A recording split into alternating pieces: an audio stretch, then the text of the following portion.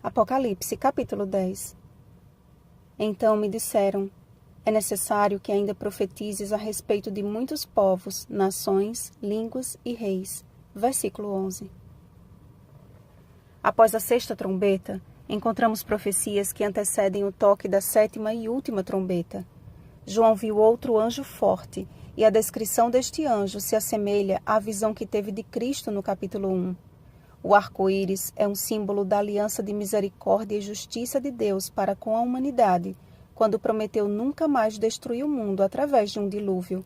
Gênesis 9, 12 ao 15.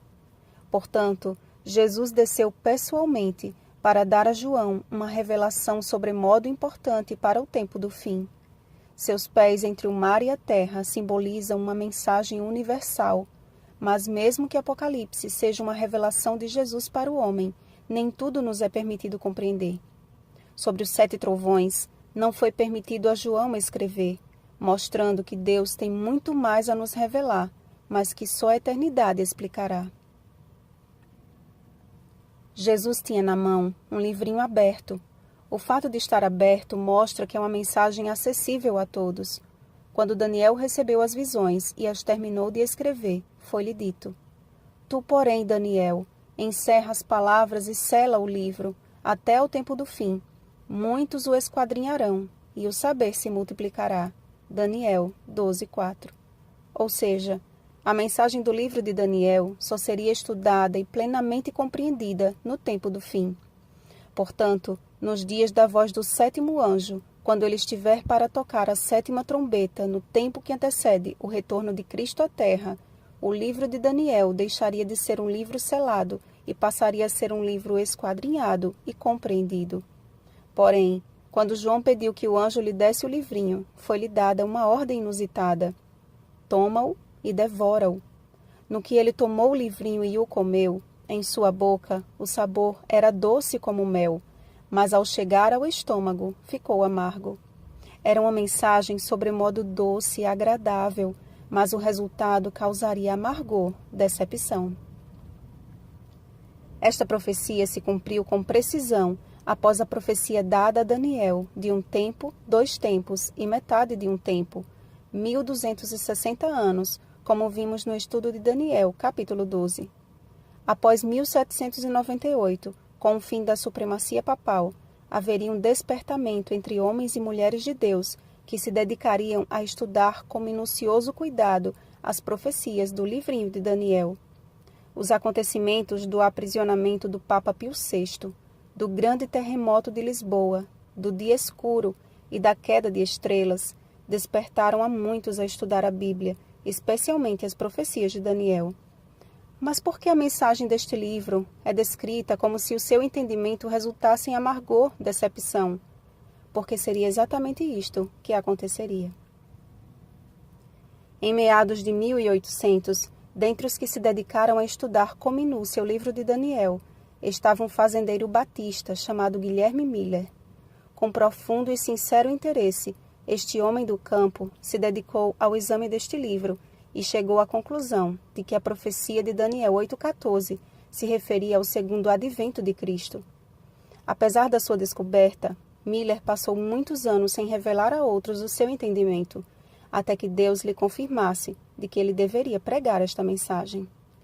Embora o cálculo do tempo das 2.300 tardes e manhãs estivesse correto, o evento não se referia à volta de Jesus como Miller havia concluído. Certo de que deveria propagar esta revelação, sua voz foi ouvida e a mensagem espalhada. Foi quando Samuel Snow, estudando a purificação do santuário, à luz do estudo sobre o santuário terrestre, concluiu que Jesus voltaria à Terra em 22 de outubro de 1844, conforme o calendário judaico apontava este dia como o dia da expiação.